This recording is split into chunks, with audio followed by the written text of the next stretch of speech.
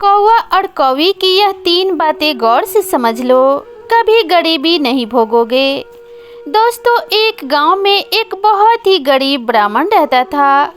उसके घर में एक विशाल पीपल का पेड़ था। उस पेड़ पर एक कौवा का जोड़ा रहता था। वे दोनों पति पत्नी बहुत ही बुद्धिमान थे और वह ब्राह्मण भी बड़ा ही सीधा साधा और सच्चा इंसान था। वह बेचारा गरीबी का जीवन जी रहा था, ठीक से परिवार का पालन पोषण भी नहीं कर पाता था। लेकिन वह ब्राह्मण उन दोनों कौवों और कौवी का बहुत ख्याल रखते थे। उनको भोजन देता और पीने के लिए पानी देता था। उस ब्राह्मण के दिल में पक्षियों के लिए बहुत ही दया थी। वह कौवा और कौवी उस ब्राह्मण के घर में बहुत खुश थे। कौवा को अपने लिए भोजन लेने कहीं भी जाना नहीं पड़ता था। ब्राह्मण भोजन उनके घोंसले में ही दे दिया करता था। फिर एक दिन कौवे कौवा से कहती है, पिया जी, यह ब्राह्मण मन का कितना अच्छा है, हमारी कितनी सेवा करता है, परंतु यह आवश्यकता से ज़्यादा सीधा साधा है। यह अपने भोलेपन के कारण अपना आत्मविश्वास खो चुका है। यह अपने परिवार का पालन पोषण भी ठीक प्रकार से नहीं कर पाता है। कौवा कहता है, हाँ प्रिय, इसके जीवन में बहुत कष्ट है। तब कौवी कहती है, पिया जी, इस संसार में 6 कष्ट बड़े ही दुखदाई होते हैं। पहला दुख है पत्नी का वियोग, दूसरा दुख है अपनों द्वारा किया गया अपमान, तीसरा दुख है बचे हुए कर्ज को ना चुका पाना, चौथा दुख है दुष्ट राजा की सेवा करना, पांचवा दुख है दुष्ट पुरुषों की संगत करना और छठा दुख है गरीबी में जीवन यापन करना। इन दुखों के कारण मनुष्य का शरीर बिना अग्नि के ही जलता रहता है।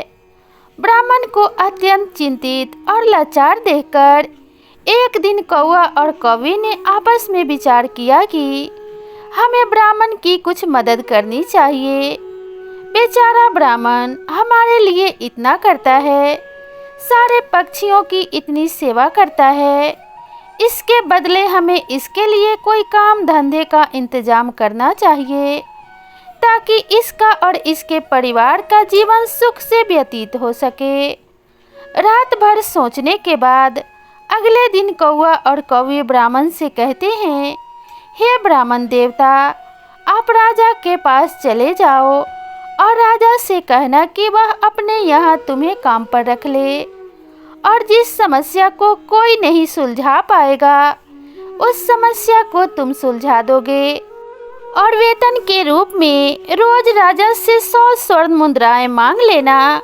ब्राह्मण कहने लगा, हे पक्षियों, इतनी मुझ में काबिलियत कहाँ है जो मैं राजा की समस्या का समाधान कर पाऊँ।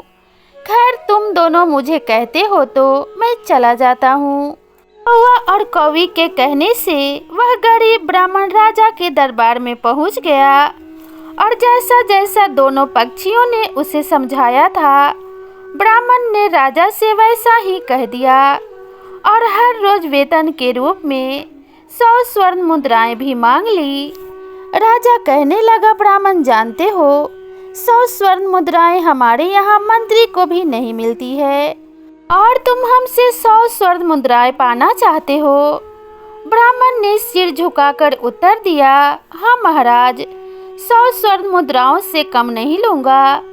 उधर मंत्री ने ब्राह्मण को देखा कि उसका रंग सांवला है, शरीर बहुत कमजोर है, मैले कुचैले फटे पुराने वस्त्र हैं, सिर पर फटी हुई पगड़ी बंधी हुई है। उसका चेहरा बता रहा था कि वह ब्राह्मण बहुत ही ज़्यादा गरीब है। फिर भी मंत्री को न जाने क्या सूझी कि उसने राजा से कहा, महाराज, इसे आप 100 स्वर्ण मुद्राओं वेतन में रख लीजिए। यह ब्राह्मण गरीब तो है, पर जब 100 स्वर्ण मुद्राओं से कम नहीं मान रहा है तो जरूर इसमें कोई न कोई काबिलियत जरूर होगी। राजा बोला, मंत्री जी, यदि मैं इसे 100 स्वर्ण मुद्राओं पे रोज पर रख लूँगा तो दूसरों के साथ अन्याय नहीं होगा क्या? हमारे पुराने दरबारी इतने रुपए नहीं पाते हैं। मंत्री ने फिर कहा, महाराज, ब्राह्मण यदि 100 स्वर्ण मुद्राएं पाने की जिद कर रहा है तो जरूर कोई ना कोई विशेष बात होगी इसमें। इसके चेहरे को देखकर किसी निष्कर्ष पर मत पहुंचिए।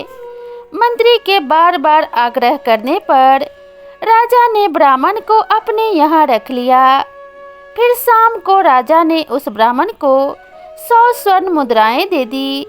100 स्वर्ण मुद्राएं लेकर वह ब्राह्मण अपने घर आया और वह मुद्राएं उसने अपने पत्नी के हाथ में थमा दी। उसके पत्नी ने आज पहली बार इतना धन देखा था। उसकी आंखें फटी की फटी रह गई और वह कहने लगी, आप इतनी स्वर्ण मुद्राएं कहाँ से लेकर आए हो? ब्राह्मण ने कहा, देखो, डरने की कोई आवश्यकता नहीं है। यह मुद्राएं कहीं से चुरा कर नहीं लाया हूँ। मैं इन दोनों कौवा और कौवी के कहने से आज राजा के दरबार में गया था और राजा से 100 स्वर्ण मुद्राएं वेतन रोज पाने वाला एक काम मांग लिया। फिर मंत्री जी की सिफारिश पर राजा ने मुझे रख लिया। लेकिन मैं यह सोचकर हैरान हूँ कि राजा ने रख तो लिया, परंतु कभी कोई ऐसा काम आ गया तो मैं उसे हल कैसे करूँगा? तभी कौवा ने हंसते हुए कहा, ब्राह्मण देवता, घबराइए मत। देने वाला तो ईश्वर है। जब वह देता है तो छप्पर फाड़ कर देता है। जब उसने दिया है तो समाधान भी वही बताएगा। आज ब्राह्मण को उन दोनों कौवा और कौवी के फैसले से बहुत खुशी हो रही थी। अब तो हर रोज ब्राह्मण को राजा के दरबार से 100 स्वर्ण मुद्राएं मिलने लगी। ब्राह्मण वह मुद्राएं लाकर अपनी पत्नी को दे दिया करता था। ब्राह्मण की पत्नी ने पहले तो उन मुद्राओं से अपनी रोजमर्रा की जरूरत को पूरा किया और बचे हुए पैसों को ब्राह्मण और ब्राह्मणी ने कौवा और कौवी को दे दिया और कहा कि इन मुद्राओं पर तुम्हारा भी अधिकार है। फिर उन स्वर्ण मुद्राओं को कौवा और कौवी ने परोपकार के कार्यों में लगाने लगे। वह उन मुद्राओं से गरीबों को खाना खिलाने लगे, जंगल में रहने वाले पशुओं के लिए पानी की व्यवस्था करने लगे और धीरे धीरे उन पति पत्नी ब्राह्मण की सहायता से एक पाठशाला भी खुल गया ताकि गरीब लोगों के बच्चे पैसों की कमी के कारण पढ़ लिख नहीं पाते, वह भी पढ़ सके। अक्सर बहुत से गरीब बच्चों का भविष्य गरीबी के कारण सिमट कर रह जाता है। उनके अंदर उठने वाली योग्यता को धन न होने के कारण पंख नहीं मिल पाते हैं। इसलिए योग्य होने पर भी वे लोग बस लाचार और बेबस बनकर रह जाते हैं। कौवा और कौवी ने उन रुपयों से नगर के हर एक भूखे और बेबस की सहायता की। उधर राजमहल में ब्राह्मण को देखकर दूसरे दरबारी उससे जलने लगे। वे हमेशा सोचते रहते थे कि मंत्री की मूर्खता के कारण यह ब्राह्मण रोज 100 स्वर्ण मुद्राएं ले जाता है और राजा साहब ने अभी तक इससे कोई भी स्वर्ण मुद्राओं वाला काम भी नहीं लिया। फिर एक दिन ऐसा हुआ कि उस ब्राह्मण की परीक्षा का समय भी आ गया। राजा के दरबार में एक दूसरे देश के राजा का दूत आया और उसने कहा, महाराज, यदि आप हमारे 2 प्रश्नों का सही सही उत्तर देंगे तो हमारे महाराज आपको हमारा आधा राज्य दे देंगे, नहीं तो आपको अपना आधा राज्य देना पड़ेगा। और यदि आपने उनसे इस प्रस्ताव को ठुकराया तो वह आप पर आक्रमण कर देंगे। उस दूत की बात सुनकर राजा को बड़ी चिंता हुई और राजा चिंता में पड़ गया कि अगर दूसरे राजा की बात नहीं मानी तो व्यर्थ में ही रक्तपात होगा।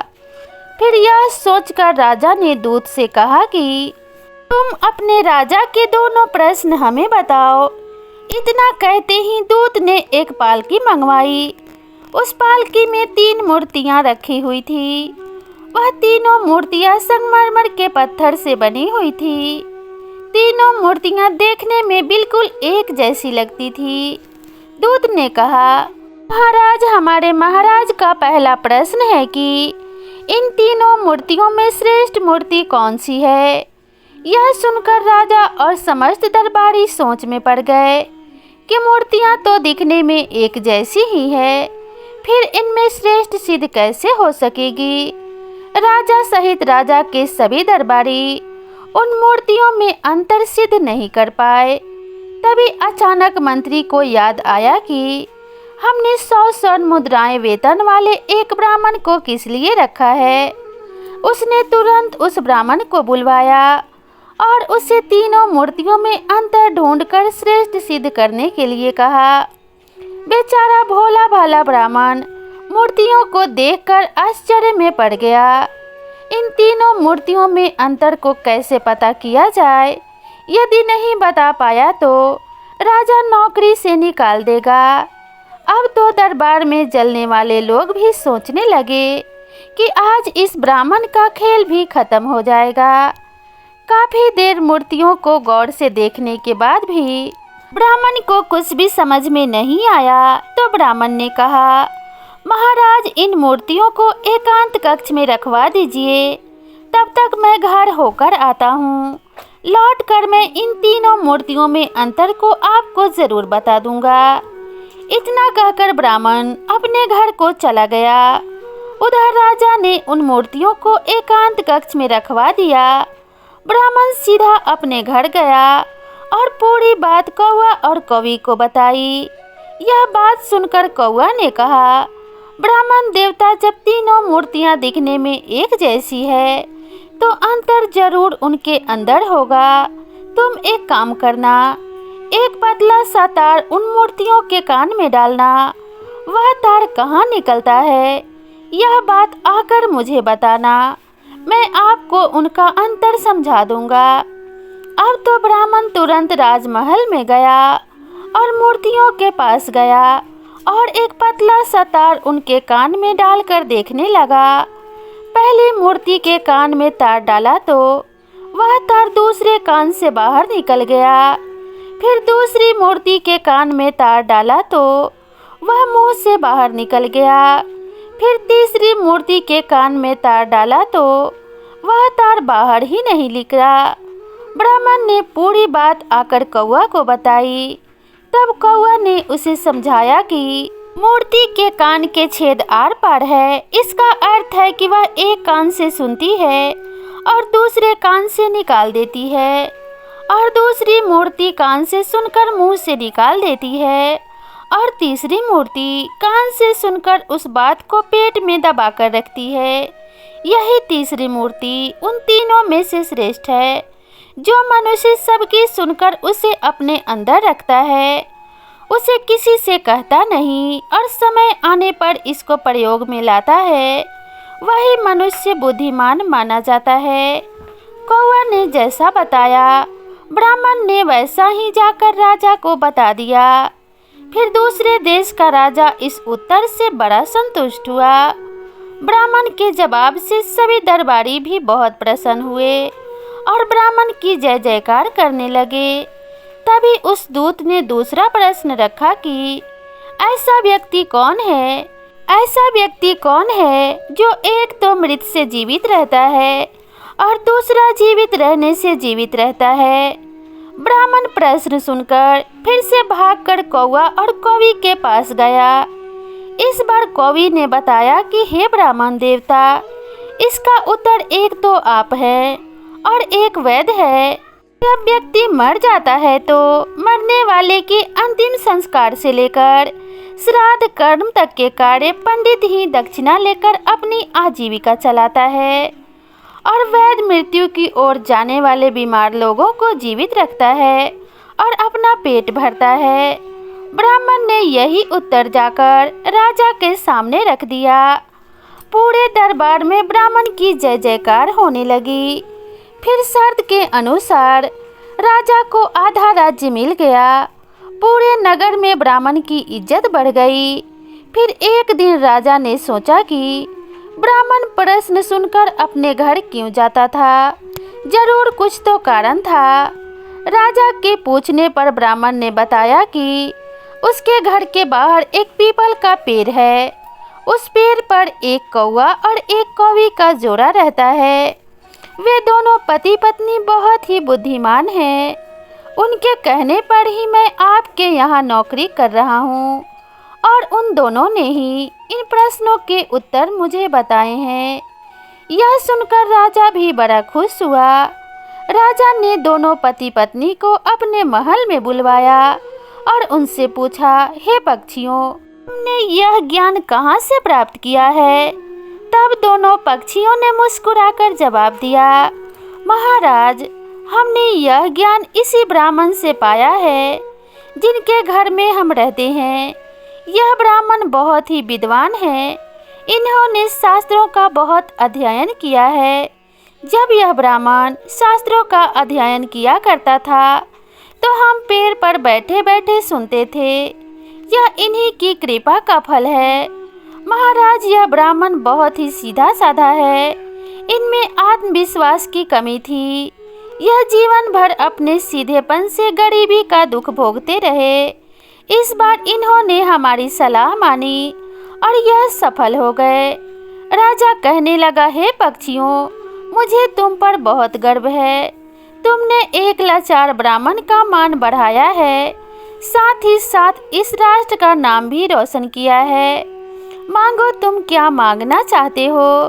तब कौवा कहता है, महाराज, मैं चाहता हूँ कि हमारे नगर में सभी जीव जंतुओं का जीवन सुखमय हो और कोई भी पक्षी या कोई भी जानवर भूखा और प्यासा ना रहे और कोई भी पशु पक्षी भूख प्यास के कारण ना मरे। कौवी कहती है, महाराज, मैं चाहती हूँ कि हमारे राज्य में बेटों की तरह ही बेटियों को भी शिक्षा प्राप्त हो। कहते हैं, जहाँ नारी अज्ञानता के अंधकार में भटकती है वहाँ पर कभी सुख शांति नहीं आ सकती। नारी अपने संतान की प्रथम गुरु होती है। यदि वह शिक्षित होगी तो उसकी संतान भी शिक्षित होगी। कौवा और कौवी के कहने पर राजा ने अपने राज्य में नारी शिक्षा और जीव जंतुओं की सेवा को बढ़ावा दिया। कहते हैं, जिस तरह से सुंदर सुंदर फूल भी बिना सुगंध के व्यर्थ हैं, ठीक उसी प्रकार से मनुष्य चाहे कितना ही रूपवान हो, यौवन से भरपूर हो, बलवान हो, बड़े कुल में पैदा हुआ हो, पर बिना ज्ञान के सब कुछ व्यर्थ है। उसके दिल में जीव जंतुओं और दूसरों के प्रति दया भाव होना चाहिए। अगर यह सब नहीं है तो मनुष्य का जीवन ही व्यर्थ है। बिना इन गुणों के मनुष्य शोभा नहीं पाता। तो मनुष्य को दयावान होना चाहिए और दूसरों की सहायता हमेशा करते रहनी चाहिए। तो दोस्तों, आप सभी को यह वीडियो कैसी लगी कृपया कमेंट करके ज़रूर बताएं। वीडियो अगर पसंद आई हो तो इसे अपने सभी परिवार और मित्रों के साथ ज़रूर शेयर करें और इसी तरह की नई नई कहानियों के लिए मेरे चैनल को सब्सक्राइब करना बिल्कुल ना भूलें। तो मिलते हैं इसी तरह की नई कहानी के साथ। तब तक खुश रहिए, स्वस्थ रहिए, अपना और अपनों का ध्यान रखिए। नमस्कार।